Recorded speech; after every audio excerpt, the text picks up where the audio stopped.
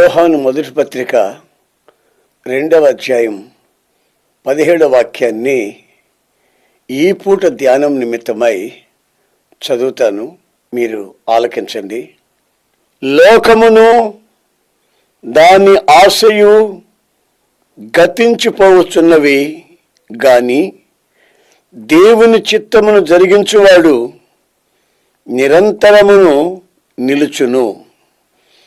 గతించిపోవునవి ఏమిటో, నిరంతరము నిలుచున్నవి ఏమిటో ఈ వాక్యంలో తేటగా మనకు వ్రాయబడి ఉన్నాయి.